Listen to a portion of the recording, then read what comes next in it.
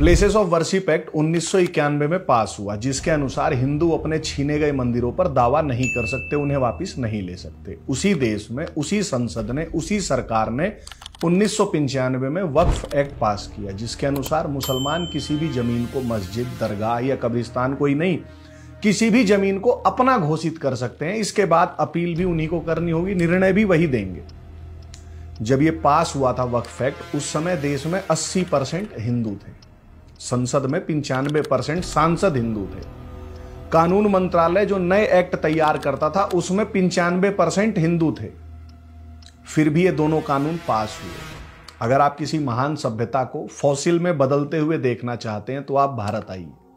यहां आपको एक कंट्री साइज मॉर्ग यानी शवगृह दिखाई देगा, जिसमें एक चमत्कार और मिलेगा। ये जो मुर्दा शव है ये चलते हुए मिलेंगे, क्योंकि किसी भी जीवित समाज में तो ये दोनों कानून पास हो ही नहीं सकते थे, पर खैर पास हो गए। अब जो भारत में सरकार है, मोदी सरकार, वो इन्हीं में से एक कानून जो वक्फ एक्ट 1995 है उसमें कुछ बदलाव ला रही है। पर आज भी जैसे मैं लोगों को देखता हूं तो बहुत सारे लोगों को पता ही नहीं है कि वक्फ एक्ट क्या है। वक्फ एक्ट छोड़ो, वक्फ क्या है यही नहीं पता हिंदुओं को, तो उसमें प्रोविजंस क्या क्या है ये तो बहुत दूर की बात हो गई। दूसरी तरफ भाईजान है, वो वक्फ एक्ट में जो ये अमेंडमेंट्स हो रहे हैं उसके खिलाफ काली पट्टी बांध के अभी से घूम रहा है। तो पहले मैंने सोचा कि आप लोगों को थोड़ा बहुत वक्फ के बारे में बताऊं, उसके बाद ये जो एक्ट आ रहा है उसमें क्या अमेंडमेंट्स हैं उसके बारे में बताऊंगा।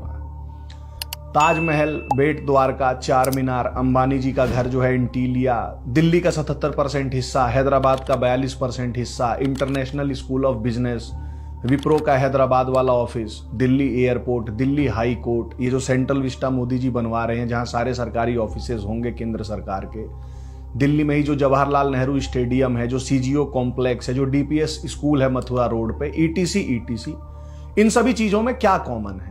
तो जी एक चीज कॉमन है कि ये सब की सब जो है वक्फ बोर्ड की जमीन पे बने हुए हैं, ऐसा वक्फ बोर्ड का कहना है। देखा जाए तो इस दुनिया में 3 ही चीजें जो है वो निश्चित हैं, मृत्यु, टैक्सेस और जाने या अनजाने में कभी ना कभी आप वक्फ की जमीन पर चल चुके हैं। जी, भारत में डिफेंस और रेलवेज के बाद यदि सबसे ज्यादा संपत्ति किसी के पास है तो वो है वक्फ बोर्ड। ये मैं नहीं कह रहा हूं, ऐसा कहना है आंध्र प्रदेश हाई कोर्ट का सन 2008 में। और अब तो मुझे डाउट है कि ये वक्फ वाले 3rd से 2nd पोजीशन पे भी आ गए होंगे, क्योंकि जब ये बताया गया था कि 3rd नंबर पर है तब से अब तक में 17 साल बीत चुके हैं। टोटल देश भर में 3,54,913 स्टेट्स एंड 8,66,035 प्रॉपर्टीज जो है वो वक्फ के पास है। अगर आप वक्फ वालों की वेबसाइट पे जाएंगे तो वहां आपको उनका मोटो लिखा हुआ दिखेगा, once a Waqf always a वक्फ, मतलब एक बार वक्फ का हो गया तो जीवन भर वक्फ का ही रहेगा। और ये केवल नारा ही नहीं है, आप लोग ये तो जानते होंगे ना कि भाई जो हमारे देश में माननीय उच्च न्यायालय है उसका हर जजमेंट अपने आप में एक कानून बन जाता है। तो जी ये केस था, केस नंबर 4372 SCR 398। 1998 में माननीय सुप्रीम कोर्ट जी ने, मतलब उनके एक जज साहब ने डिट्टो यही नारा जो once a Waqf always a वक्फ वाला है अपने फैसले में लिख के दिया था। जज साहब का नाम था जस्टिस आनंद। अब आप सब लोग सोच रहे होंगे कि भाई ये वक्फ बवासीर है क्या, जब से मैंने इतनी बार वक्फ बोल दिया। तो जी वक्फ का जो कॉन्सेप्ट है वो भाईजान ऐसा बताते हैं कि कोई भी मुस्लिम जब अपनी मूवेबल या इमूवेबल संपत्ति को इस्लामिक लॉ जिनको पायस मानता है, यानी पवित्र मानता है, ऐसे कार्यों के लिए अपनी इच्छा से परमानेंटली डेडिकेट कर देता है तो वो वक्फ कहलाती है। और ऐसा करने वाले डोनर को वाकिफ कहा जाता है। ठीक, मतलब जैसे मान के चलो कि मेरी जमीन है, मैंने चैरिटी के लिए दान कर दी, मतलब अपने गॉड को, तो वो वक्फ कहला गई मुस्लिम लॉ के हिसाब से। अब आप सोचेंगे कि यार डोनेशन तो चैरिटी के लिए दुनिया भर में होती है, तो ये आम चैरिटी से क्या अलग है वक्फ वाली? तो जी इसमें जो वाकिफ वक्फ करता है यानी डेडिकेट करता है वो किसको करता है? अल्लाह जी को करता है। इसलिए ये जो चैरिटी है इनकी, ये जो वक्फ है, ये नॉर्मल चैरिटी से अलग है। अगर मैं आपको बहुत सिंपल शब्दों में समझाऊं कि भाई ये वक्फ क्या है, तो आप इसको ऐसा समझिए कि जब कोई मुसलमान अपनी जमीन अल्लाह को डोनेट कर देता है कि अब मेरी जमीन का यूज इस्लाम के लिए होगा, इसी को वक्फ प्रॉपर्टी कहा जाता है। अब आप कहेंगे ठीक तो है, इसमें क्या समस्या है? उसकी जमीन, उसकी मर्जी, जो चाहे वो करे, भाई सानू की फर्क पैंदा सी। बात तो आपकी ठीक है, पर भाईजान केवल अपनी जमीन ही नहीं डोनेट कर रहा, उसका मूड हुआ तो वो आपकी भी जमीन डोनेट कर देगा और आप कुछ नहीं कर पाओगे लीगली। फिर नहीं कह पाओगे आपकी सानू की फर्क पैंदा सी। जी मजाक नहीं कर रहा हूं। वक्फ एक्ट 1995 जो पास किया गया था इस देश में कांग्रेस की सरकार ने, उसमें ये प्रोविजंस हैं। आओ मैं आपको पहले वक्फ एक्ट 1995 के कुछ प्रोविजंस का ट्रेलर दिखाऊं। वक्फ एक्ट 1995 का सेक्शन 3R, इसके अनुसार केवल मुस्लिम ही डोनेट कर सकता है को चेंज कर दिया गया है। वक्फ means the permanent dedication by any person, गौर फरमाइएगा हजरात, any person not only Muslims, of any movable or immovable property for any purpose recognized by the Muslim law as pious, religious or charitable and includes। ठीक, मतलब पहले तो ये था कि भाई केवल मुस्लिम ही डोनेट कर सकता था। 1995 में इसको अमेंड करके इन सबों ने क्या कर दिया कि भैया नॉन मुस्लिम भी कर सकता है। अब आइए आगे, वक्फ करने के लिए हिंदू हो या मुस्लिम, भाई जमीन तो उनकी होनी चाहिए ना। भाई आप डोनेट तो वही करोगे जो आपका है, और जब आप डोनेट करोगे तो एक डीड बनेगी। जैसे आप लोग अगर जमीन खरीदते हैं या बेचते हैं तो एक कागजी कार्रवाई करते हो ना। यहां ऐसा करने की कोई जरूरत नहीं है। मतलब मैंने वक्फ कर दिया तो उसके लिए कोई लिखित में देने की जरूरत नहीं है जी। सेक्शन 3R का क्लॉज आई पढ़िए, अ वक्फ बाय यूजर बट सच वक्फ shall not cease to be a वक्फ by reason only of the user having ceased irrespective of the period of such ceasing. इसमें जो ये वक्फ बाय यूजर है ये क्या है? तो जी अगर वक्फ बोर्ड जो है वो कोई वक्फ डीड नहीं दे पा रहा है, भाई जैसे बोला गया कि ये जमीन वक्फ की है, तो भाई पूछा जाएगा कि आप दिखा दो लिखित में कि भाई कब दी गई थी। अगर उनके पास वो लिखित में नहीं है, पर अगर वक्फ बोर्ड का कब्जा है यानी उस जमीन को वो अपने हिसाब से यूज कर रहे हैं, तो वो भी वक्फ प्रॉपर्टी मानी जाएगी, क्योंकि वक्फ बाय यूजर का क्लॉज है 1995 में कि अगर वो यूज भी कर रहे हैं तो भी वक्फ की मान जाएगी। जैसे अगर आपको याद हो, कर्नाटक में गणेश चतुर्थी नहीं मनाने दी थी एक पार्क में। भाईजान का कहना था कि ये वक्फ की जमीन है, कोई रिटर्न प्रूफ नहीं था उसके पास, तो भाईजान ने कहा कि हम इसे नमाज के लिए सालों से यूज कर रहे हैं, यानी वक्फ बाय यूजर है। तो ये पार्क जो है वो वक्फ का हुआ और वहां पे गणेश चतुर्थी नहीं हुई। भारत में एक लॉ है, मतलब खैर भारत तो लॉज का ही देश है, कानूनों का ही। तो लॉ ऑफ एडवर्स पोजेशन, ये बेसिकली कब्जे को लेके कानून है। इसमें एक कानून होता है लिमिटेशन एक्ट 1963। यह कहता है कि अगर किसी संपत्ति पे आप 12 साल से अधिक समय से रह रहे हो, यानी 12 साल से वो आपके पोजेशन में है, तो वो आपकी होगी। फिर कोई 12 साल एक दिन बाद आके ये नहीं कह सकता कि भैया मैं इसका मालिक हूं। कोर्ट पूछता है कि 12 साल कहां झक मरा रहे थे। ऐसे ही यदि आप किसी सरकारी जमीन पे कब्जा है, मतलब ये मत, अब कोई सा ये मत कह देना कि मैं सरकारी जमीन पे कब्जा करने की टेक्निक सिखा रहा हूं। आप ऐसा मानिए कि यदि किसी सरकारी जमीन पे कब्जा है, यानी आप उस पे रह रहे हैं या आपने कुछ मतलब कुछ भी कर रखा है, सरकारी जमीन पे आप हैं, पोजेशन आपके पास है और ये 30 साल से आपके पास है, ठीक। तो जैसे ही 30 साल एक दिन हो जाएगा ना, तो भारत सरकार भी अपनी वो जमीन आपसे नहीं ले सकती, क्योंकि जो लिमिटेशन एक्ट 1963 है उसमें प्राइवेट प्रॉपर्टी के लिए तो 12 साल है, सरकारी वाले के लिए 30 साल है। भाई 30 साल से यदि किसी जमीन पे आपका पोजेशन है तो फिर वो आपकी हुई। पर जो ये वक्फ एक्ट 1995 है उसमें लिमिटेशन एक्ट 1963 लागू नहीं होता जी। वक्फ एक्ट का सेक्शन 107 पढ़िए। और ये जो भाईजान है, इसी सेक्शन के कारण जो ये सेक्शन 107 है, ये भाईजान जिसका पूरा दीन ही 1400 साल पुराना है, वो इतनी हिम्मत कर जाता है कि 1500 साल पुराने तमिलनाडु में बने एक मंदिर को वक्फ डिक्लेयर कर देता है। आगे देखिए, वक्फ की संपत्ति का हर 10 साल में सर्वे होता है। जो सर्वे कमिश्नर होगा वो वक्फ बोर्ड का ही बंदा होगा और वो भाईजान ही होगा मेरे ख्याल से। ये तो एक अनसेड आप समझ ही रहे होंगे, मतलब या मैं ओवर्टली बताऊं कि वो जो सर्वे कमिश्नर होगा वो भी मुस्लिम होगा और उसके पास सिविल कोर्ट जैसी अथॉरिटी और पावर्स होंगी। और अगर मानो वक्फ से रिलेटेड कोई डिस्प्यूट हो गया, सर्वे कमिश्नर ने आपका घर जो है, जैसे आप जिस घर में रहते हैं, सपोज सर्वे कमिश्नर ने उसका सर्वे किया, बोल दिया कि भाई ये वक्फ की संपत्ति है, तो आप क्या कर सकते हैं? आप झुनझुना हिला सकते हैं जी। आप खूब ज्यादा भी कर लेंगे तो आपके पास एक ही रेमेडी है इसके खिलाफ कि आप अपनी फरियाद लेके वक्फ ट्रिब्यूनल में जाएंगे। उस वक्फ ट्रिब्यूनल में जितने भी लोग होंगे वो सब के सब एक ही रिलीजन ऑफ पीस के होंगे और वो आपकी फरियाद पे जो फैसला देंगे आपको वो मानना पड़ेगा। सेक्शन 6 में जरा इसे ध्यान से पढ़िए। एनी पर्सन एग्रीव्ड में institute a suit in a tribunal for the decision of the question and the decision of the tribunal in respect of such matter shall be final provided that no such suit shall be entertained by the tribunal after the expiry of 1 year from the date of the publication of the list of 4।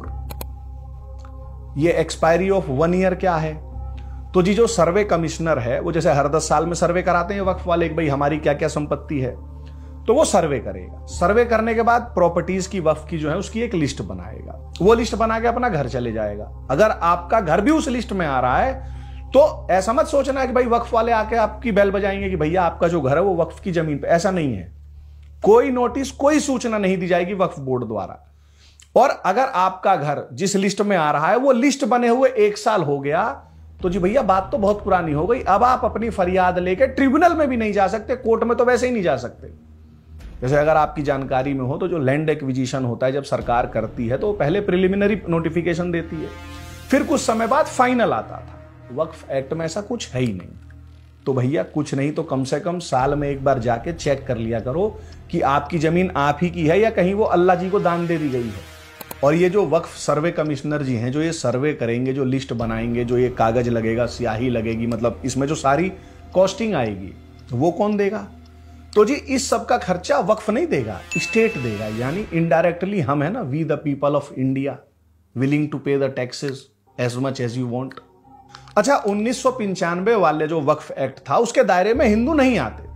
Congress ने जाते जाते 2013 में वक्फ act 1995 में amendment करके हिंदुओं की भी जमीन कब्जा करने को लीगल कर दिया। और खूबसूरती देखिए जनाब हमारे देश की गंगा जमुनी तहजीब की, कि जो सबसे पहला वक्फ एक्ट था 1923 में जो बना था वो मात्र 6 पन्ने का था। उसका बेसिक पर्पस था सिया सुन्नी के बीच कोई भसड़ हो गई, कोई जमीन को लेकर विवाद हो गया, उसे सुलटाओ। तो धीरे धीरे सिया सुन्नी के बीच प्रॉपर्टी डिस्प्यूट को सुलटाने से शुरू हुआ वक्फ की जो यात्रा है आज हिंदुओं की प्रॉपर्टी कब्जा करने तक पहुंच चुकी है। और यही यात्रा जो है वास्तव में भारत के सेकुलरिज्म की यात्रा है। वक्फ एक्ट 1995 का सेक्शन 40 बहुत स्पष्ट शब्दों में वक्फ को यह पावर देता है कि केवल और केवल वक्फ ही ये डिसाइड करेगा कि आपकी जमीन आपकी है या वक्फ की है। मतलब फीलिंग्स आर फैक्ट्स जो ये कई वामपंथी मानते थे, मतलब उसका इससे बेटर कोई एक्सप्लेनेशन हो नहीं सकता। जैसे 2005 में उत्तर प्रदेश सुन्नी सेंट्रल वक्फ बोर्ड वालों को लगा कि यार ताजमहल तो वक्फ की संपत्ति है। अब उसके लिए कोई शाहजहां ने कागज लिखित में दिया था कि वक्फ किया हो, ओह लग गया ना, इतना ही पर्याप्त है। अब बेचारे एएसआई वाले सुप्रीम कोर्ट में केस लड़ रहे हैं कि नहीं जी साहब ये तो आर्कियोलॉजिकल सर्वे ऑफ इंडिया के पास है। इसी एक्ट का सेक्शन आप 54 पढ़िए। यह वक्फ बोर्ड को अधिकार देता है कि वक्फ बोर्ड आपको आपकी जमीन पे एनक्रोचर डिक्लेयर कर सकता है। और यही नहीं, वो आपको एनक्रोचर डिक्लेयर करने के बाद आपको एविक्शन का नोटिस देगा जिसको आपको 45 दिन में खाली करना पड़ेगा। और अगर आप नहीं करते हैं तो वक्फ के पास पावर्स हैं कि जो उनका चीफ एग्जीक्यूटिव ऑफिसर है आपको पकड़ के बाहर फिकवा सकता है और पोजेशन ले सकता है। ये जो वक्फ ट्रिब्यूनल है इसमें क्या कोई नॉन मुस्लिम्स भी हो सकता है? मतलब ओम्फो यार, कैसी बात करते हो आप लोग। नॉन मुस्लिम्स की जमीन ले तो ली वक्फ ने, अब नॉन मुस्लिम्स को भी ले। मतलब यार इतना इंटॉलरेंस, मतलब भाईजान, मतलब केवल सिर्फ उनकी जमीन लेके काम नहीं चल सकता कि हिंदुओं को भी बोर्ड में ले। भाई आप लोग भी कमाल करते हो। सेक्शन 83 पढ़ो, यह कहता है कि ट्रिब्यूनल में केवल और केवल भाईजान होंगे। इसी एक्ट का सेक्शन 85 कहता है कि वक्फ से रिलेटेड मामले सिविल कोर्ट में नहीं सुने जाएंगे। ऑल मुस्लिम मेंबर्स वाले ट्रिब्यूनल में ही सुनवाई होगी कि राम प्रसाद का घर वक्फ की संपत्ति है या राम प्रसाद की। जी, जैसे बनारस में जो ज्ञानवापी का केस चल रहा है उसमें जो मस्जिद कमेटी है उसने यही सेक्शन 85 वाला आर्गुमेंट दिया था कोर्ट में कि माय लॉर्ड ये तो ज्ञानवापी जो है वक्फ की संपत्ति है, इसका केस तो सिविल कोर्ट में चल ही नहीं सकता, ये तो वक्फ ट्रिब्यूनल में चलेगा। आप समझ रहे हैं? मतलब ये इस देश की संसद ने पास किया है जहां 95% सांसद और आईएएस अधिकारी सब हिंदू थे, कोई सा चू नहीं बोला। अच्छा, मैंने आपको जैसे सर्वे वाला बताया था ना कि भाई वक्फ वाले आपको कोई सूचना भी नहीं देंगे अगर आपकी संपत्ति को भी अपनी लिस्ट में चढ़ा रहे हैं। पर यदि वक्फ बोर्ड के खिलाफ अगर आप कोई सूट फाइल करना चाहते हैं तो आपको 2 महीने पहले वक्फ को सूचित करना पड़ेगा कि जी वक्फ जी मैं आपके खिलाफ एक सूट फाइल करने जा रहा हूं। और ये जैसे उनका क्या था कि वक्फ बाय यूजर या फील कर लिया, आपको रिटर्न में देना पड़ेगा।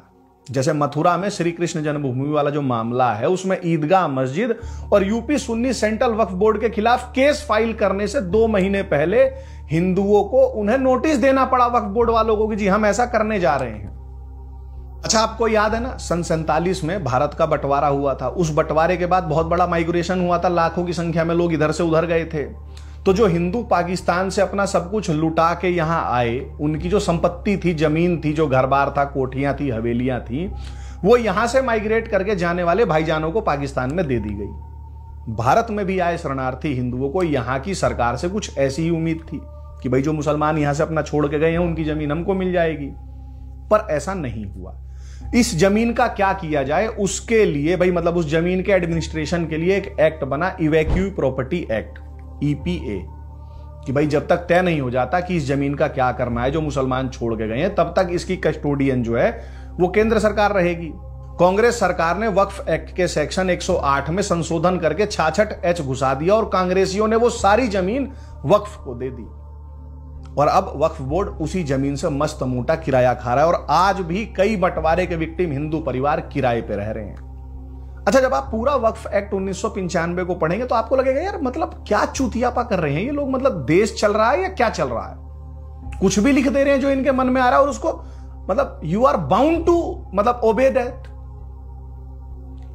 इस एक्ट को पढ़ने के बाद जैसे वो ड्रैकोनियन शब्द होता है ना, आपको लगेगा ये तो बच्चा है, मतलब पानी भर रहा है ये तो वक्फ एक्ट के सामने। ड्रैकोनियन तो असली वो होता है। मुझे तो ऐसा लगता है कि जो ऑक्सफोर्ड डिक्शनरी वाले हैं उनको ड्रैकोनियन का सुपरलेटिव डिग्री जैसे होता है ना, वो वक्फ लिखना चाहिए वहां पे। पर अब हम कुछ भी कहें, ये जो ड्रैकोनियन है या उसका सुपरलेटिव वक्फ है, ये हम 125 करोड़ भारतीयों पे थोप दिया गया है। और अगर भाई हमारे देश में अभी आज की डेट में अगर सबसे ज्यादा कुछ बचाने की बात हो रही है तो संविधान बचाने की बात हो रही है। उसी संविधान के हिसाब से जो ये वक्फ अमेंडमेंट एक्ट था जो 1995 का, इसके कई सेक्शंस संविधान के आर्टिकल 14, 15, 21, 25, 29, 30 ये तो फंडामेंटल राइट्स में हो गए, और 301 का वायलेशन करते हैं, खुला उल्लंघन करते हैं। और यार संविधान भी छोड़ो, प्रिंसिपल ऑफ नेचुरल जस्टिस का भी वायलेशन करते हैं। पर खूबसूरती देखिए हमारे मुल्क की, सारे तथाकथित संविधान रक्षक जितने भी हैं इस समय, वो सब इस संविधान विरोधी एक्ट के समर्थन में, कहीं कोई सा रैली कर रहा है, कोई कहीं से इफ्तार कर रहा है, कोई सा मीटिंग कर रहा है। मतलब मुझे तो ऐसा लग रहा है इन सबों ने इस एक्ट को बचाने के लिए जिम विम ना जाना शुरू कर दिया हो कि भाई तगड़े वगड़े हो जाएं तभी तो बचा पाएंगे।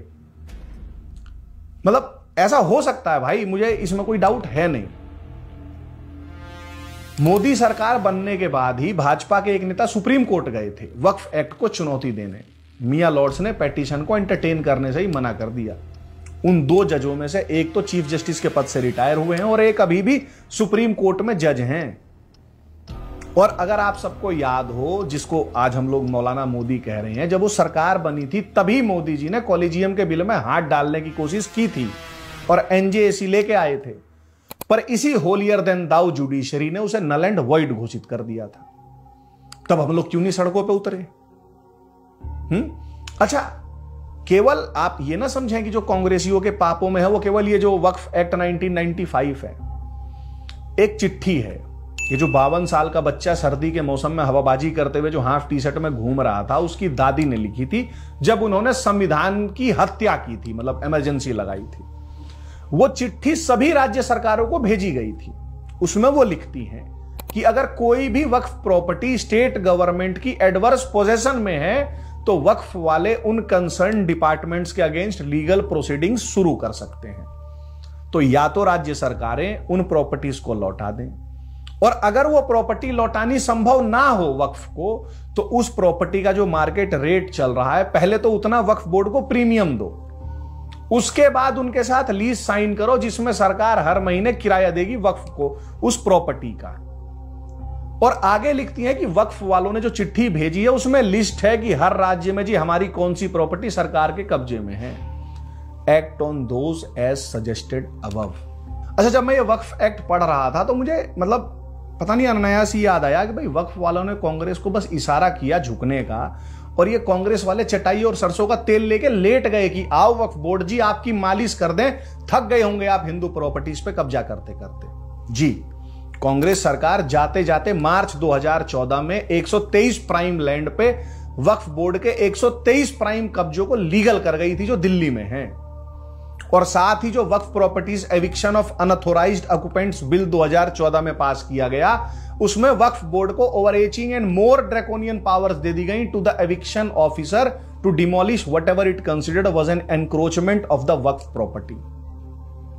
The bill bade any Indian court to have jurisdiction to entertain any suit concerning the eviction of any person from any waqf property or demolition of any structure of fixture from any waqf. मतलब वक्फ वालों को लगा कब्जा है तो वो हटाएंगे और आप उनका कुछ नहीं कर सकते, किसी कोर्ट में उसके खिलाफ कोई सूट नहीं फाइल होगा. ये था 1995 का वक्फ एक्ट. इसी वक्फ एक्ट में संशोधन करने को पिछले साल 8 अगस्त 2024 को लोकसभा में वक्फ अमेंडमेंट बिल लाई भारत सरकार. मिनिस्टर इंचार्ज ने कहा कि भाई एक जेपीसी जॉइंट पार्लियामेंट्री कमेटी बना लेते हैं कि भाई जिस पे बिल पे चर्चा हो जाएगी. साल भर चर्चा चली, 38 बार जेपीसी की मीटिंग हुई जो कुल मिला के 128 घंटे 10 मिनट चली. और फिर फाइनली जेपीसी ने फाइनल बिल का प्रपोजल बनाया जो अभी आएगा, पर उसके खिलाफ विरोध प्रदर्शन शुरू हो चुका है हमारे देश में. उसमें क्या क्या अमेंडमेंट्स हैं जो अभी ये बिल आ रहा है, जो प्रपोजल बना है. सबसे पहले तो वक्फ का नाम बदल दिया गया है. अब से वक्फ को वक्फ नहीं, unified Waqf management empowerment efficiency and development नाम से जाना जाएगा. इन शॉर्ट उम्मीद. भाईजान कह रहा है कि यह गलत है, वक्फ ही रहना चाहिए क्योंकि यह नाम बदल देने से जो इसका रिलीजियस और कल्चरल सिग्निफिकेंस था वो समाप्त हो रहा है. दूसरा, पहले 2 ही प्रकार के वक्फ होते थे इस देश में, शिया वक्फ और सुन्नी वक्फ. अब इसमें 2 और जोड़े जाएंगे, आगा खानी वक्फ और बोहरा वक्फ. भाईजान इस पे भी रो रहा है कि भाई इससे हमारे कौम में और फूट पड़ेगी और जातियों में केवल हिंदू बटे हैं, हम नहीं वाला भी इनका जो है वो झूठा हो जाएगा. इन्होंने वक्फ में कर रखा था कि कोई भी वक्फ कर सकता है, यानी नॉन मुस्लिम भी कर सकते हैं. मोदी ने इसमें गेम करवा दिया है. वक्फ जो है अब केवल मुस्लिम्स ही कर सकेंगे. यदि कोई नॉन मुस्लिम को खुजली हो रही है कि भाई मुझे भी करना है, तो भैया आप कन्वर्ट हो जाएं, 5 साल आप इस्लाम प्रैक्टिस करें, आप फिर कर सकेंगे. वक्फ एक्ट 1995 में था कि भाई कोई भी वक्फ कर सकता था, यानी नॉन मुस्लिम्स भी कर सकते थे. मोदी ने ये वाला उड़वा दिया, ये सेवा समाप्त. अब वक्फ केवल मुस्लिम्स ही कर सकेंगे, कोई नॉन मुस्लिम्स नहीं कर सकेगा. अगर करना चाहे तो कन्वर्ट हो जाए, 5 साल इस्लाम प्रैक्टिस करे, उसके बाद कर सकेगा. इसी वक्फ एक्ट 1995 में एक सबसे खतरनाक सेक्शंस में था वक्फ बाय यूजर वाला क्लॉज, यानी कब्जा है जी हमारा इस पार्क पे तो इसीलिए वक्फ का पार्क हो गया, कोई कागज दिखाने की जरूरत नहीं है. जैसे मैंने आपको कर्नाटका वाला केस बताया था, है ना, मतलब रिटर्न में कोई प्रूफ नहीं है पर नमाज हम पढ़ रहे हैं तो वक्फ बाय यूजर के तहत वक्फ माना जाए, है ना. और ऐसे ही इन्होंने गणेश चतुर्थी नहीं होने दी थी. ऐसे ही आर्कियोलॉजिकल सर्वे ऑफ इंडिया की 280 प्रोटेक्टेड मोन्यूमेंट्स पे भाईजान ने वक्फ बाय यूजर की हेल्प से कब्जा कर रखा है. जैसे कुतुब मीनार में नमाज पढ़ते हैं जुम्मे की, तो इसी आधार पर ये उसे वक्फ प्रॉपर्टी घोषित कर सकते हैं कि जी हम तो इसको नमाज के लिए यूज कर रहे थे, हम पे कागज नहीं है कुतुबुद्दीन ऐबक का कि उसने जी कब ये वक्फ किया था, पर हम यूज कर रहे थे तो हमारा हो गया. मोदी ने वो वक्फ बाय यूजर वाला जो ड्रैकोनियन क्लॉज था वो उड़वा दिया, मतलब नए वाले अमेंडमेंट में वो है ही नहीं, यानी वक्फ बाय यूजर का सिस्टम खत्म. ठीक. अच्छा, पहले वाले अमेंडमेंट में जो 1995 का था उसके अकॉर्डिंग इनको कोई सिस्टमैटिक तरीके से रिकॉर्ड मेंटेन करने की जरूरत नहीं थी वक्फ वालों को. मोदी ने इस अमेंडमेंट में डिजिटल इंडिया घुसेड़ दिया है वक्फ में. सारे रिकॉर्ड्स इनको ऑनलाइन अपडेट करने पड़ेंगे, हर 6 महीने पे अपडेट करते रहो कि कौन सी प्रॉपर्टी वक्फ की है, कौन सी कितना कमवा रही है, ईटीसी सब कुछ ऑनलाइन मिलेगा. साथ ही इस वाले प्रपोज्ड बिल में कोई भी सरकारी प्रॉपर्टी जिस पे वक्फ का कब्जा है या वक्फ वाले अपनी बता रहे हैं उसको डिक्लेयर कर रखा है, वो कोई सी भी वक्फ की नहीं मानी जाएगी. No means no. वो सारी प्रॉपर्टी जो है वो सरकारी होगी. और ऐसे जितने भी केस हैं कि भाई सरकारी प्रॉपर्टी पे कब्जे के, उसकी सुनवाई किसी वक्फ ट्रिब्यूनल में नहीं होगी, कोई वक्फ तय नहीं करेगा. वो सब कलेक्टर जांच करेगा उसकी कि भाई वक्फ की है या सरकारी है. यानी इनका जो वो भी था कि once a Waqf always a वक्फ, इनका जो मोटो है मोदी ने उसका खतना कर दिया है. इस अमेंडमेंट से भारत सरकार ये बता रही है कि भाई अल्लाह जी से ऊपर भारत सरकार है. यही इससे साबित करना चाह रही है मोदी सरकार. जो पुराने वाला वक्फ एक्ट था उसमें बर्डन ऑफ प्रूफ जो था वो भी सामने वाले पे था. भाई अगर वक्फ ने कह दिया कि ये प्रॉपर्टी उनकी है तो अब आप उनको साबित करते रहे कि नहीं साहब ये आपकी नहीं, ये मेरी है. अब ऐसा नहीं है. अब जो बर्डन ऑफ प्रूफ है वो वक्फ पे आ चुका है, यानी वक्फ वालों को सबूत देना पड़ेगा। जैसे अंग्रेजों ने 1912 में दिल्ली तहसील, बल्लभगढ़ तहसील और इसके आसपास के 126 गांव की कुल 451 किलोमीटर जमीन जो है वो मुआवजा देके नई राजधानी बनाने के लिए खरीद ली थी, यानी सरकारी भूमि है ये पूरा एरिया, ये दिल्ली में है। इसमें से कुछ भी वक्फ का नहीं होगा आपसे। साथ ही कांग्रेस ने जो जाते जाते 123 प्रॉपर्टीज वक्फ वालों को दे दी थी वो भी डीनोटिफाई होंगी, यानी वो भी छीनेंगी। इसके अलावा सेक्शन 3C के बाद सेक्शन 3D भी घुसेड़ दिया है। अब इस एक्ट के लागू होने के बाद से जितने भी प्रोटेक्टेड मॉन्यूमेंट्स हैं या एरिया थे जो वक्फ के कब्जे में हैं वो वॉइड अब इंटियो हो जाएंगे, यानी वक्फ बोर्ड गेट आउट। और ये जो वक्फ की प्रॉपर्टी का सर्वे जो होता था ना, जो इनका सर्वे कमिश्नर करता था, अब वो नहीं करेगा, अब कलेक्टर साहब करेंगे जो सरकारी होंगे। और अब रिवेन्यू रिकॉर्ड्स देखे जाएंगे कि भैया ये जमीन है किसकी, उसके बाद तय होगा कि वक्फ की है या नहीं है, यानी फीलिंग्स वाला सिस्टम गया। बिल का क्लॉज 9 वक्फ एक्ट 1995 के सेक्शन 6 में अमेंडमेंट कर रहा है। ये जो बिल प्रपोज्ड है जो आने वाला है उसका जो क्लॉज 9 है वो वक्फ एक्ट 1995 के सेक्शन 6 में अमेंडमेंट कर रहा है। पर उससे पहले आप एक शायरी सुन लो। लश्कर भी तुम्हारा है, सरदार तुम्हारा है, तुम झूठ को सच लिख दो, अखबार तुम्हारा है। और इस दौर के फरियादी जाएं तो कहां जाएं, कानून तुम्हारा है, दरबार तुम्हारा है। जी, ये शायरी अगर किसी पे सबसे ज्यादा फिट बैठती थी तो वो वक्फ बोर्ड पे बैठती थी। पहले था कि भाई साल भर के अंदर एग्रीव्ड पर्सन को वक्फ ट्रिब्यूनल में जाना पड़ता था। मोदी ने इसे बदल के पहले 1 साल को 2 साल कर दिया है। खैर, इसमें यह भी प्रोविजन डाल दिया कि आप 2 साल के बाद भी जा सकते हैं, पर आपके पास डिले का वैलिड रीजन होना चाहिए। अब वो डिले का वैलिड रीजन क्या है वो स्पेसिफाइड नहीं है, तो वो तो भाई कुछ भी हो सकता है। दूसरा, भाई पहले वक्फ ट्रिब्यूनल का फैसला ही फाइनल होता था, अब ऐसा नहीं होगा। जो एग्रीव्ड पर्सन है वो अगर वक्फ ट्रिब्यूनल के फैसले से संतुष्ट नहीं है तो भैया वो हाई कोर्ट के दरवाजे आपके लिए खुले हुए हैं इस एक्ट के पास होने के बाद से। यही नहीं, जो वक्फ ट्रिब्यूनल होता है उसमें सब भाईजान ही होते हैं। ये वाली लग्जरी सुविधा जो थी वक्फ ट्रिब्यूनल के पास, वो सेवा भी अब समाप्त कर दी गई है। अब वक्फ बोर्ड की कुल 22 जनों की काउंसिल में 10 मुस्लिम्स होंगे, 2 मैंडेटरी नॉन मुस्लिम्स होंगे, बाकी बचे 10 का रिलीजन स्पेसिफाइड नहीं है, यानी 10 मुस्लिम्स और 12 नॉन मुस्लिम्स भी हो सकते हैं। यह व्यवस्था भी मोदी ने दे दी है इस वाले एक्ट में। और क्या जान लोगे मोदी की? अगर अब भी वाह मोदी जी वाह नहीं बोला तो मतलब फिर तो भाई क्या ही कहें। और ये जो नॉन मुस्लिम्स इंक्लूड करने का रीजन क्या दिया है भारत सरकार ने, वही बाबा साहेब ने जो संविधान बनाया था उसके आर्टिकल 14, 15 और 26 का उल्लंघन हो रहा था इससे पहले, तो जी हम तो संविधान को ही लागू कर रहे हैं। ऐसे ही जो पहले वक्फ बोर्ड का चीफ एग्जीक्यूटिव ऑफिसर होता था यानी सीईओ, वो भी केवल भाईजान हो सकता था। अब वक्फ का सीईओ जो है वो नॉन मुस्लिम भी हो सकता है। सेक्शन 40 याद है आपको? सबसे ड्रैकोनियन सेक्शंस में से एक था, फीलिंग्स ही फैक्ट्स वाला, कि अगर बिलीव भी करते हैं कि ये जगह वक्फ की है तो वक्फ की हो गई। वो वाला भी सेक्शन उड़ा दिया गया है नए वाले में, ओमिटेड, मतलब अब ऐसा नहीं कर पाएंगे। साथ ही सेक्शन 107, 108, 108A याद है आपको? वक्फ एक्ट 1995 का, जो मैंने आपको बताया था कि लिमिटेशन एक्ट 1963 जो है वक्फ प्रॉपर्टी पे लागू नहीं होगा। भाईजान कभी भी मतलब कितनी भी पुरानी प्रॉपर्टी को वक्फ क्लेम कर सकता था। जैसे मैंने आपको बताया था कि भाई जिस भाईजान का पूरा दीन ही कुल जमा 1400 साल पुराना है, वो 1500 साल पुराने मंदिर को वक्फ प्रॉपर्टी डिक्लेयर कर दे रहा था, क्योंकि इस पे लिमिटेशन एक्ट 1963 नहीं लग रहा था। अब भाईजान जो है ये वाली एब्सर्डिटी नहीं कर पाएगा, क्योंकि मोदी सरकार ने ये तीनों सेक्शन भी उड़ा दिए हैं, गो वेंट गॉन। ये जो पूरी जो बिल आया है, जो मतलब ये जो पूरी जेपीसी की रिपोर्ट है 944 पन्ने की, ये मैंने पूरी पढ़ी है, ठीक है जी। तो ये सब जो चेंजेस हैं, ये जो जेपीसी की कमेटी बनी थी, जो ये पूरी पार्लियामेंट्री कमेटी, उसने ये प्रपोज किए हैं, जो बिल अब संसद में लाया जाएगा, है ना। अब आप मुझे ये बताइए कि ये जितने भी चेंजेस जेपीसी ने प्रपोज किए हैं, क्या ये वही सब नहीं है ऑब्जेक्शनेबल सेक्शन जिसके खिलाफ रंगा सर और जैन साहब और हम सब बोल रहे थे? मैंने रंगा सर की किताब पढ़ी है, वक्फ वाला चैप्टर भी पढ़ा है, पूरा पढ़ा है, अंडरलाइन करके पढ़ा है। साथ ही जैन साहब ने जो 1.25 घंटे का पीपीटी प्रेजेंट किया था वक्फ एक्ट 1995 पे, वो भी मैंने पूरा देखा है। उसमें जो जो ऑब्जेक्शंस रेज की गई थी मेजरली, वही सब तो इस वाले में मोदी ने किया है। कि भाई अब तक तो जो हो गया सो हो गया, अब आगे नहीं। इस एक्ट के पास होने के बाद वक्फ वालों की धोखाधड़ी बंद होगी या नहीं होगी?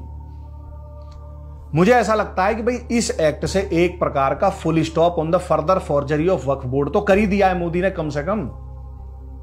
भाई मैं कह रहा हूं 2024 से पहले वक्फ को जो करना था उसने वो कर लिया था, आगे ना कर सके ये तो मेक श्योर कर दिया है मोदी ने। इसमें ये जो सब ओमिट किए हैं, अमेंड किए हैं, जिन क्लॉजेस का खतना किया है, यही सब तो ड्रैकोनियन सेक्शंस थे।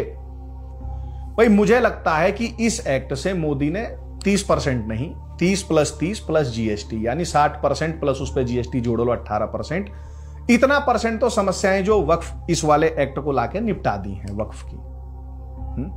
चलो आप मेरी बात मत मानो, असदुद्दीन ओवैसी साहब की तो मानोगे। भाई रमजान के महीने में वो बंदा भाषण देता फिर रहा है, मतलब सूखे गले से, सोचो बिना पानी पिए वो भाषण कैसे दे रहे होंगे इस वक्फ एक्ट के खिलाफ।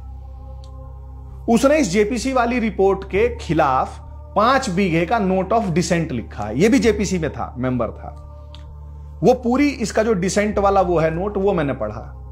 उसमें वो 42 क्लॉजेस बता रहा नए वाले एक्ट के कि भैया इनको रिजेक्ट करो, ये खराब है, ये वक्फ के खिलाफ हैं। यानी ये जो मोदी सरकार इस वक्फ एक्ट को ला रही है, इसके लागू होने के बाद, जैसे हमें 1995 वाले के 20-22 क्लॉजेस से समस्या थी ना, ओवैसी को इस नए वाले के लागू होने से 42 क्लॉजेस से समस्या है। इसके अलावा जो अलग अलग स्टेट के जो वक्फ बोर्ड्स जो हैं वो अपना बुर्का फाड़ के चिल्ला रहे थे जेपीसी की मीटिंग में, वो आप पढ़ेंगे तो वो आपको एक अलग आनंद देगा, एक अलग सुख देगा। मेरे लिए तो यही लिटमस टेस्ट है। पूरे भारत में भाईजान काली पट्टी पहन के रो रहा है ना, आंदोलन करने का माहौल बना रहा है ना, शाहीन बाग टाइप करने की धमकी दे रहा है ना, कह रहा है ना कि भाई संविधान को औकात बता देंगे। इतना सब यूं ही तो नहीं कह रहा। क्यों? भाईजान की समझदारी पे मुझे कोई संशय नहीं है। उसको पता है कि वो जो सब बयान दे रहा है, इससे जो थोड़े बहुत और जो हिंदू जिनको सेकुलरिज्म का कीड़ा काट जाता है वो देख लेंगे, उनकी आंखें खुल जाएंगी। फिर भी वो कर रहा है, इसका मतलब उसको दर्द है। मोदी ने जो उसके पिछवाड़े पे जीपीएल दी है उसको साफ साफ दिख रही है, उसको दर्द उठ रहा है। जब हम सबने सुना था ना कि ये मोदी जी ईद के उस पे सौगाते मोदी की किट दे रहे हैं, तो मैंने पूरा गाली वाला ट्वीट लिख लिया था। फिर अचानक से ये जेपीसी और ये वक्फ वाला पता नहीं मेरे दिमाग में आया, तो मैंने कहा एक बार ये भी देख लूं। मैंने 1923 वाला वक्फ एक्ट पढ़ा, 1954 वाला पढ़ा, 1995 वाला पढ़ा, और जो ये 944 पन्ने की रिपोर्ट है जेपीसी की, ये पूरी पढ़ी, अंडरलाइन करके पढ़ी। तो मुझे समझ में आया कि नरेंद्र मोदी जो है वो क्लास के उस शैतान बच्चे की तरह है जो वो देख कबूतर कह के गुद्दी पर एप्टा मार के भग जाता था। कम मैं कह रहा हूं, ज्यादा समझो। बाकी जितना हैवी डॉक्यूमेंट वक्फ एक्ट 1995 था, मतलब एक बार को तो भाई सैल्यूट है उन भाईजानों को, मतलब जिन्होंने ये एक्ट पूरा ये बनवाया होगा ना। मतलब आप सोचो 50 पन्ने में उसने पूरी दुनिया ही तो मांग ली थी एक पैरेलल, और सब संवैधानिक तरीके से चल रहा था, संसद से पास करवा लिया था, एक्ट बन चुका था, सब कानून था वो। ऐसा 50 पन्नों में हिंदुओं के लिए कोई डॉक्यूमेंट बनाने वाला ना मुझे नहीं मिला है।